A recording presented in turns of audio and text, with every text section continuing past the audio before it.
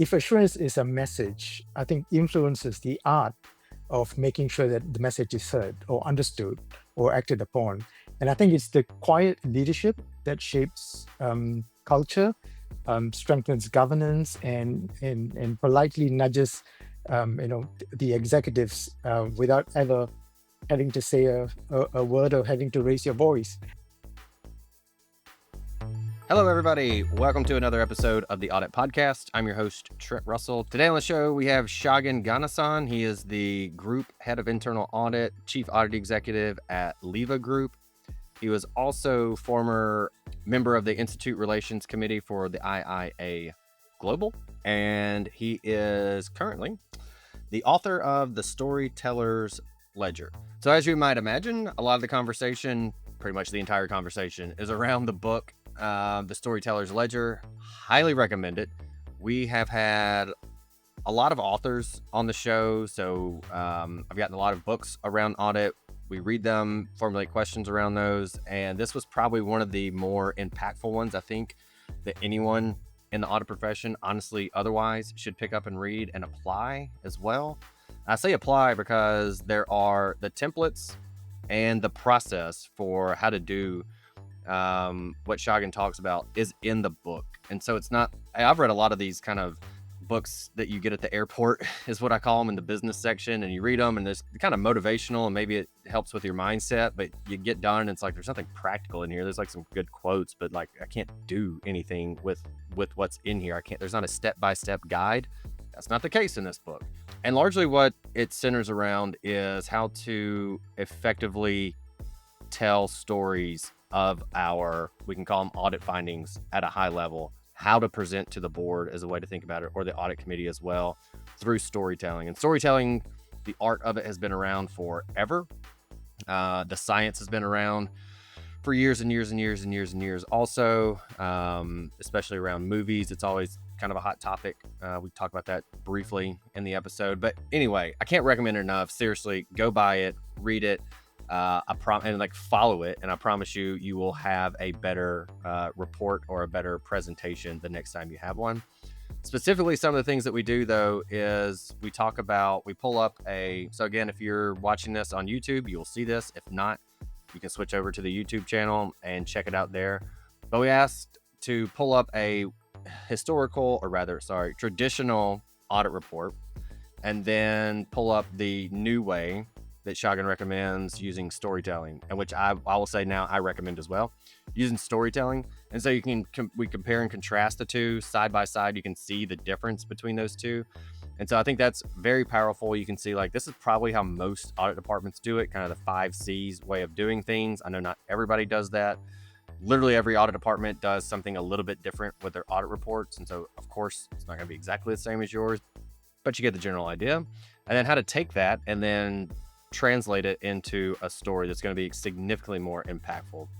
And then within that, we also talk about like, how do you share these stories? Is it in just the report, like you type it up?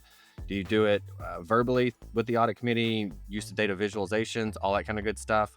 And then one of the quotes, or rather the lines from the book, and I'll read it directly now, it's really short, was when Shagen said the final 60 seconds might matter more than anything that came before it. And so we talk about the importance of closing and how to do that, which Shagen also hits at in the book. Like literally, he tells you how to do all this in the book. So again, it's on Amazon, The Storyteller's Ledger. Definitely go check it out. There's a link in the show notes. If you're lazy or you forget, you can just click that link. It'll take you to that. The last thing we end with is how Shagen coaches his teams, i.e. how you can coach your teams how to do this.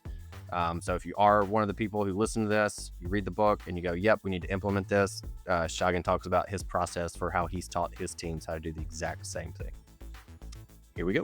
Hey, everybody. Before we go to the show, quick announcement. On September 24th and 25th, 2025, we'll be having the Audit Analytics and AI Conference. So block your calendars. It's going to be between 9 and 4 Central. That's 9 and 4 Chicago time. So again, that's September 24th and 25th. If you're in your car right now, probably want to pull over, go ahead and put that in your calendar. Save the date there.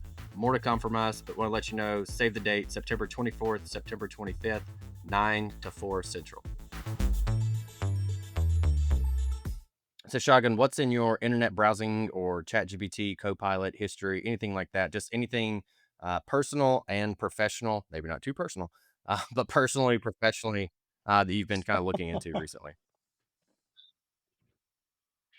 Well, friend, my Chat GPT history is pretty boring. I break it down into two, professionally and personally, right?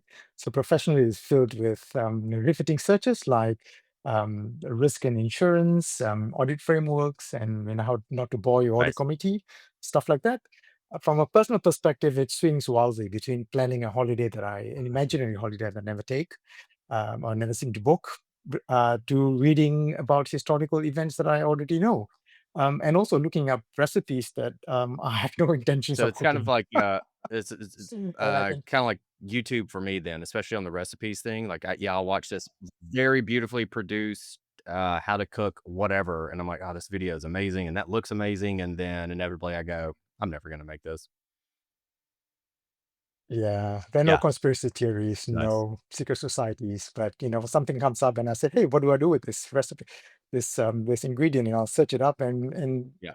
that's where it Well, ends. what's the I think Pretty well, you boring. said how not to bore the audit committee. That was something that you put in there. I think that's pretty interesting. Anything good come of there that you could share? Oh yeah, it talks about stuff like, let them know what you think is important to them. Tells you not to bore them with details because they need to be at a higher level. Lots of theoretical stuff and lots of stuff which I think a lot of other auditors have tried and tested. They're really good. It's just that you read one and you read another, it sounds pretty much the same thing. I mean, it's Got it. just packaged it differently. I Yeah. think that's what Okay. ChatGPT does. Um, so obviously the book is kind of the cornerstone of what we're talking about. And as I was reading through it, there was just well, there's a bunch, but some of my favorite kind of quotes. And one I just wanted to read very short and then kind of throw it to you and have you expand on that. But in there, and it's pretty early on, maybe within the first chapter or two, you say audit isn't just about assurance, it's about influence. I just wanted you to kind of expand on that. Yeah. Yeah, absolutely. So audit has long outgrown the idea of providing assurance. That's my view. And I think while assurance remains sort of like a passport into the room, I think influence determines whether you stay in a room or whether you get invited back into the room. I mean, if you put it that way. To me, a good auditor does not just point out what went wrong, but he or she also needs to shape what what is right and what management needs to know. And I think from our work as auditors, we influence how leaders think about risk, how to prioritize change, how to make decisions, especially under pressure. And I think a strong audit not only highlights gaps, but it subtly steers the organization and the executives towards better practices, making better decisions and stronger controls. And to me, put it in an analogy, if assurance is a message, I think influence is the art of making sure that the message is heard or understood or acted upon. And I think it's the quiet leadership that shapes culture, strengthens governance, and politely nudges the executives without ever having to say a word or having to raise your voice. And if you look at it in another analogy which I just thought of, it's a lighthouse without a beam, right? Technically, it's still standing, but not much use to anyone unless lost at sea unless the lights are on. So similar, and insurance is like a lighthouse being there, and the influence is actually turning the lights on so that people can see, Yeah. so that you don't get Nice. lost. And If maybe that makes maybe the sense. most softball question ever on the show is if we said, "How do you do that?" Do we point them to the Storyteller's Ledger right here and say, "Read the book"? I mean, we're gonna get into some of it today, but you wanna really know how to do it, that's probably your best option, right? Yeah, Yeah. there's a lot of examples in there. Yeah, real examples that I've done in the last 30 years by Excellent. mistakes as Alright, well. speaking of examples, um, so I'd ask because I thought what would be really good is to take this, what we'll just call traditional way of doing audit reporting and then basically apply your way of doing it through storytelling and then show that to folks so they can see kind of the contrast between the two. So I'm going to share my screen real quick For those that are watching on YouTube, you can see what we're talking about right here. We'll try for the audio folks to make it as easy as possible to kind of understand it as well. So let me just quickly describe this as we get it pulled up. Hey, everybody, we're going to take a quick break from our guests. And if you need to get analytics or AI actually working in your internal audit department, or if you already have some of it, you feel like you're not really getting exactly what you need out of it, you know there's more, and you're not getting that, go to the show notes, look for the Green Skies Analytics link, click it. On the website, there'll be other links that you can click that'll take you directly to a calendar to schedule time. It's literally 3 clicks to get the time scheduled, to get it figured out. All right, back to the show. All right, so basically what we're looking at is we have this PDF that we're sharing on the left hand. There's 2 columns. The left one is the traditional audit finding format. So it's got the kind of your 5 C's, or here we have condition, criteria, cause, effect, recommendation, and then obviously all the text for those. And on the right, we have the story-based audit finding, or the narrative format. So that's setting, building tension, turning point, and resolution. And so basically at this point, I'm going to hand it over to Shagen and have you walk us through this example and kind of compare and contrast the two. Like, and like you said, in the book, there's more of these. So I highly recommend it. I feel like the more examples you can get, the better on something like this. So anyway, with that said, I'm going to pass it over to you, Shagen. Walk us through what we're looking at here. Yeah, so this is an example that I picked up from the book. So basically, it's a typical audit finding where someone would write, and if you look at how you would typically write an audit finding, it's you start with a condition or sometimes criteria and then condition, and then we look at the cause, the effect, and the recommendation. That's the standard way of writing reports. But if you look at the way that you traditionally write a report, it's factually correct. It's not wrong, but it doesn't hook you in from the first sentence. It's rather um, it's rather dry, if you call it that, and because it basically tells you, what you found, what do you expect to see, and what was the reason behind it, and it's pretty shallow. But if you look at it on from a storytelling perspective, if you look at the story arc, any good story would have a context, would have a setting. If you look at any movies or any stories that you've come across, and then usually there's a tension that's being built. It creates an uncertainty, creates some sort of conflict or things like that. And then there is a turning point where you know things start to materialize and becomes clearer as to why there was a tension, and then you find a resolution. And if you follow the story arc, it goes up and it comes down. So the finding that I have got up here is like, um, setting the context basically means that what did you see, and you put it in a story form so that you hook the reader right from the beginning. Like in this case, we talk about a recent expansion that created a parts warehouse having issues with the inventory, and there could be a whole lot of reason why that inventory happens. And then you find that building tension, you identify things like there were pressure. The staff in the warehouse were under a lot of pressure, and as a result of that, they did this and they did manual workarounds and they did a lot of things which creates the tension. And then comes the turning point where, as a result of all these things, they lost $2 million.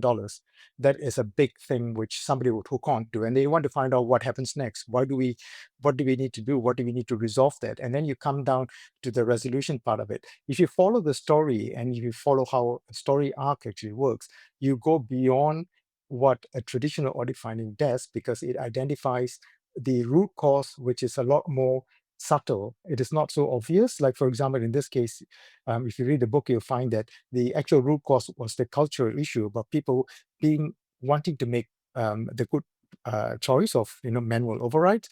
Obviously, it has caused a lot of issues, but if you do it in a traditional form, you will not find those cultural issues. Basically, it's black and white. Is binary, either this or that, and that's the beauty of using a What's storytelling the way. for those that go, hey, my audit committee, auditees, whoever you want, how you want to refer to them, they're used to condition, criteria, cause, effect, recommendation in that order, spelled out like that. And now, Shagan, you're saying basically change that.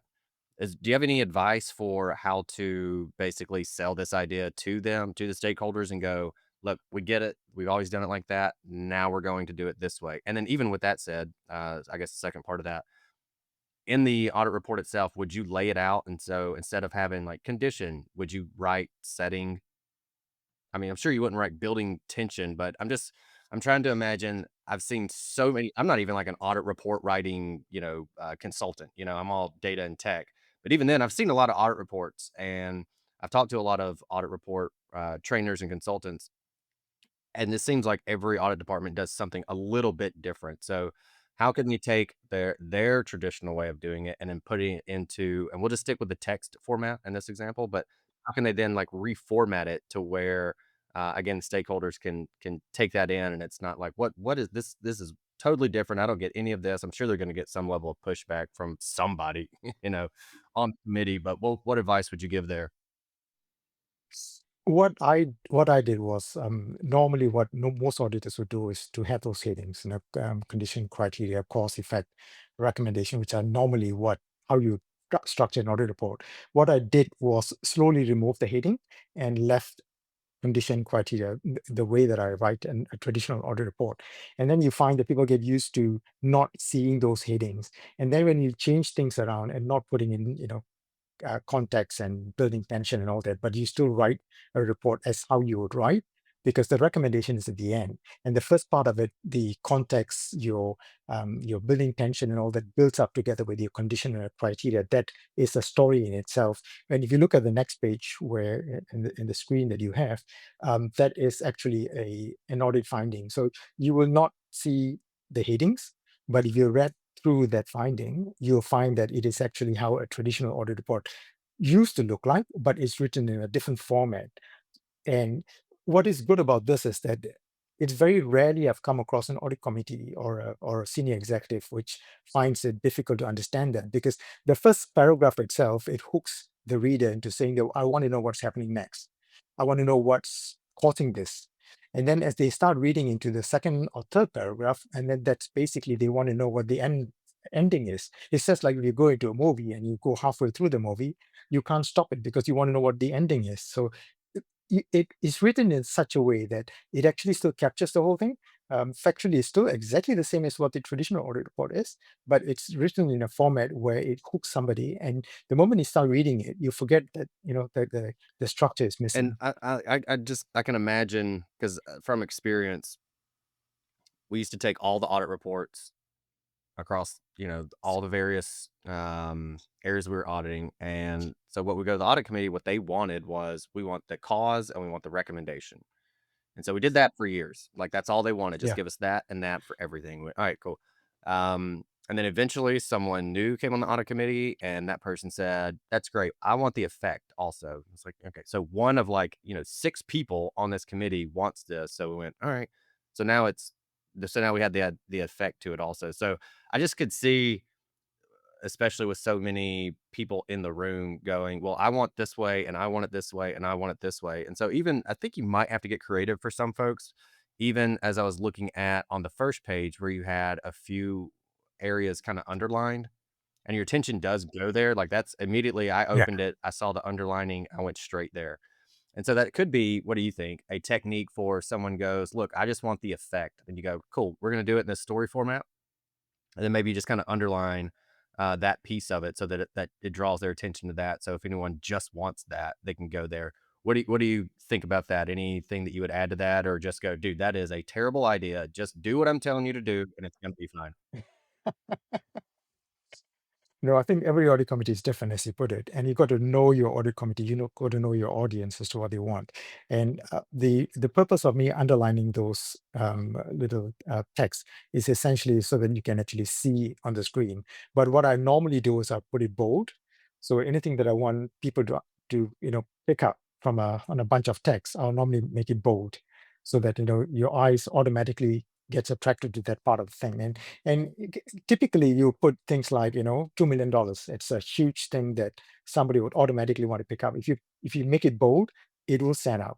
And like you said, the cause and the effect is absolutely important. You want to know why something happened, and as a result of that, what is the consequence to the company. And if you made those things in bold, I think it's very powerful. But if underlining works, go for it. I mean, the thing is, at the end of the day, we're trying to sell an idea, and we want to make sure it sticks.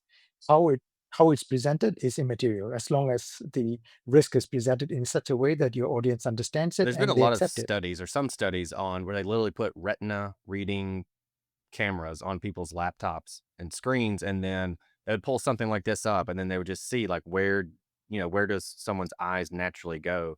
And so even as I look at the top, there's some areas bolded there, but then obviously, like I was talking about, and then you have headings bolded in the body of it, and then you have the underlining. My eyes, like for whatever reason, they went straight to the underline. And so I'd say there's various techniques that people can use to draw attention to a certain spot of a written report. Dashboards is really where they did a lot of this research to see, hey, where do eyes go? You just pull up a dashboard. Where does someone's eyes go first? For whatever it's worth, red was. If there's something red on there, and that's the only thing red, people's eyeballs are immediately So, going to go there. Um, so anyway, there's various yeah, techniques to do that for that's those true. that need to look into that a little bit more. But that does kind of bring me to the next thing. And how are these communicated? So is it um, obviously here we have kind of a written format that people can share, but then Mhm. when you present to the audit committee, is it just, hey, we're going to take all these narratives, we're going to, put them together in a binder and hand those over? Or when you're presenting to the audit committee, do you go, all right, here's the two, like we had, make up a number, 50 findings this quarter, however, whenever the cadence is to present. These two are the ones that are just like absolutely critical. We have to talk about those. Do you then take those and do the more narrative storytelling where it's more verbal? Where does data visualizations come into play into kind of your process? Just overall, how do these get presented across the multiple stakeholders, from the person executing on the control, the person who that they report to, senior management, and then maybe the board or audit committee? What does that look like? I think we have moved on from the time when we used to present an audit pack, which is probably 100 pages long. My audit pack these days are probably 10 to 15 pages. And I think one of the things that we need to understand is every audience is different.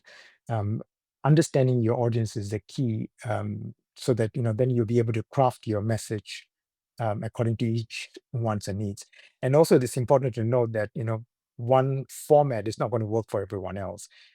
In some of my audit committees, I tend to do um, graphs and in a pictorial format. And some of my audit committee members are more word focused, so they don't like to see pictures, they don't like to see colors, they like to see text. So you got to understand who you're presenting to, and I think one of the critical part is that if you are able to if you are going to present to lower management, I would have probably have more details in it. So the report would probably be 10, 15 pages long, depending on how many issues you have. But if you're presenting it to the executives, it might be a little bit shorter. They are more interested in the executive summary, what caused the issue rather than what the issue actually was, and also what is the impact to the business. And if you're looking at it from an audit committee perspective, they are even at a higher level. And the thing about audit committees is that every audit committee member brings a different skill set. In my audit committee, I've got investors, I've got lawyers, I've got accountants, I've got regulators or ex-regulators.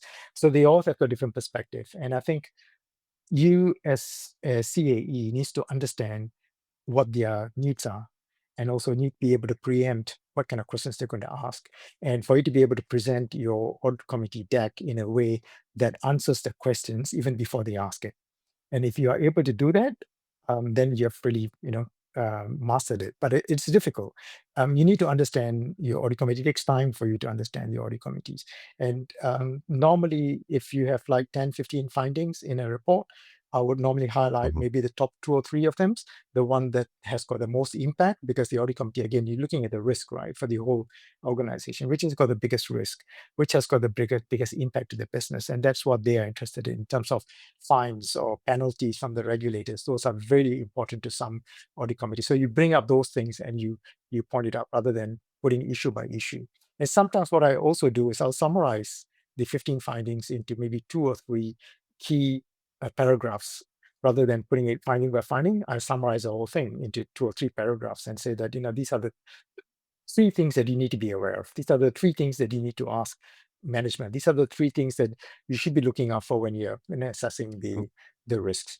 When we And that talk really works really to well. CAEs about their audit committee materials, because we'll help put together for them data visualizations, all that kind of good stuff. We'll talk to them and go, well, what does the audit committee want to see? And they're like, a lot of times they go, I don't know. Like, just go ask them, like, how do you want to see this? Like, what do you want to know? Do you want to know everything? Do you Yeah. just want to know the top, two Brit, or, whatever? I wouldn't necessarily put a number on it, but, and even as you're talking, I'm thinking like, okay, let's do a visual. option for them. Let's do a summarized option for them. Let's do a detailed option for like almost lay it out. And then I think it's extremely fair to go to them and go, hey, we're trying to make this the best possible solution for you. Here's your options. Like, what do you want to see from now on? And so, at a minimum, even if you don't do that, I think it makes a ton of sense to put on the agenda or like call your audit committee chair, the audit committee members, and just ask them, how do you want this presented from now on? Is there anything that we're not doing? And probably do that with each time you get someone new on there, bring it up to them. I think it also shows that you're empathizing with them and that you're working with them to make it better. And I think they would appreciate it if as a relationship builder as well. Yeah, and I think also, I mean, not to undermine the audit committees, and I think there is also an fair element of us educating the audit committees, because not every audit committee member has got the same kind of experience. And for us to be able to educate them and say that this is what you need to be looking at, these are the kind of questions that you need to be asking. And from my experience, I've found that some audit committee members, especially people who are new onto the audit committee space, they value that a lot because you have been there and you've done that and you have sat in multiple audit committees, and being able to help them behind the scenes and tell them this is what you should be looking at, this is what would help you in terms of your decision making. That really helps. It also Yeah. builds the relationship bit Yeah. because then they kind Yeah. of And you trust guys are you. kind of on the same level almost. Like we're helping you, you help us, we're helping you instead of just, okay, let me report to you and like almost bow down to whatever it is that you need. I like that perspective. So the other thing that we really try to do on this show is when there is something, because like, I mean, there's literally an entire book written about what we're talking about, and to try to take the kind of the 80-20 approach of what's the one or two things that's going to make the biggest difference. And you made it pretty easy. When, again, another quote from the book, you say, the final 60 seconds might matter more than anything that came before it. And so immediately I read that and I went, all right, well, we're going to talk about that. Like, if that's the thing, maybe if we call that the one thing that we have to nail amongst all of this, then I want to make sure we hit on that. So you talk about basically it's how to close and the importance of that. So again, just kind of I'll throw the microphone to you and let you just expand on that. I'll let you go on that. Yeah. I think the final 60 seconds or the final minute is where all the magic is. Or on the flip side, where the damage could potentially happen. No matter how good the audit was, and no matter how many pages that you presented, how thorough your evidence, and or how elegant your report is, it is often the closing that actually sticks in people's mind. And I've presented decks to my audit committee, 15 pages long, and you go through all the details and you tell them your scope and you tell them your methodology and how you arrive at those things. But it is the end part of it is what basically people remember. And I think closing well is about leaving a clear and a confident message without rushing, without rambling, and also introducing any last minute doubts in people's minds. It is the moment to sharpen your message, not to soften it, because you really want people to remember what you have just said. It also gives you an opportunity for you to summarize the key risks that you're trying to convey, and reinforces the real world impact. I think that's pretty important. And I think the most important part of it is to make it clear that what needs to happen next. Basically, you have presented all these things, and this is what the issue is. What needs to happen after this? And I think people rarely remember every slide, or every point that you have made during a meeting, but they will remember how you made them feel, how reassured they were at the end of the meeting, how alarmed they were. I mean, if there was a cause for alarm, or how inspired they were based on the good things that's happening in the business, or even worse, if how confused they were. So basically, you want to balance that out. I think a strong case um, ties everything together, frames the way forward, and also leaves no one guessing what the next steps would be. It's a bit like, as auditors, we take flights all over the world, all the time, right? So we're familiar with flights taking off and landing, and you can have the best food on the plane, you can have the best seat on the aircraft, but the landing is where it really matters. So, I mean, if you had a really butter smooth landing, you have the best flight ever. But if it was a botched landing, or if it was windy or whatever it is, whatever happened in the past, in the 2 hours flight, you completely forget about Yeah. it, but you remember the landing. So to me, that's if you look at it as an analogy, I think um, closing the last 60 seconds is the most important part of the delivery because Yeah. that's Don't what crash people and burn. remember. I get we summarize that. I just have this image of planes just like going down now. All right. That is a really good analogy, and there's a lot of good. Like I can pick up on the storytelling that you speak to in the book because you do it really seemingly naturally as we're talking through this. Like, but just the visual of that in my head will probably stick with me more so than anything else that we've talked about so far. I think everything we've talked about has been great and actionable, and there's a lot that the listeners can take from this. But I don't think I'll ever be able to get the idea of whenever there's the close to a meeting of this vision in my head of just a plane just straight nose diving and blowing up. So thank you for sharing that. Um, I do know there's a lot of what I feel like probably the best auditors that I know are the ones who will pick up this book and read it, or pick up a Norman Marks book or a Richard Chambers book or something like that and read that. Not to say that those that don't aren't great also, but the ones that do, I can usually tell like, all right, you're pretty good. You take this pretty serious, if nothing else, or you're genuinely curious about how to be better at the position. But of course, there's gonna be people who aren't for whatever reason. Maybe this, maybe an audio or video version of what we're talking about is good enough for them, and that's how they do things, and reading, text or a book isn't really their thing. So all that to say, there's some that are gonna read this, and they're gonna take off with it, and they're gonna help kinda implement it throughout their teams also. For those people, how can they coach the rest of their teams to go, "I read this, this is how we're gonna implement." How do you coach your teams to do this? Do you just, like, force everyone to read it? How do you Well, yeah, not so harsh. Normally, what when my team presents an audit finding, where they've done an audit, they will have most of the time structured in a way, the traditional way. The first question I ask is, what does the whole finding tell you? What is the story behind this? What would someone look at and see, and how does it impact them? And I try to take away clutter, jargon, and basically, you don't want to bury the key message that you have in, the third paragraph or the fourth paragraph. And if you find that is something really critical, something that you really want people to know, bring it up front. And that is a good way of starting it. So I had a template, and in the book I've explained the tips how I created that. So basically, what I do is that any finding itself, take it up and put it aside, and then don't read the finding itself, but ask questions like, what does this mean to me? What does this mean to the business?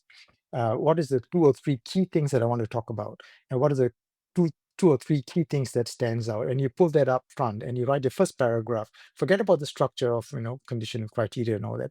Write the first two or three key things in the first paragraph, and then say that what did it cost? What consequence did it cause to the business? And as a result of that, what would the business have lost or gained as a result of that? And then what can you do to resolve that? So if you follow that structure, you find that you automatically start to create a story arc.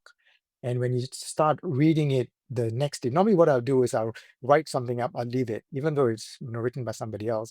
But the best thing is to put it aside and come back again the next day and read through it again. And you'll find that you pick up things that you never picked up the day before. And that gives you your mind to start working the scenes. It's just like if you're reading a book, you start to create visual pictures in your mind, just like the plane story that you just said. So if you read the book read the finding the second day, and if you can create a mental picture of what the issue is all about, then you have started the journey about storytelling.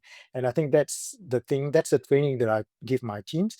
Most people get it after a few times if you follow a structure.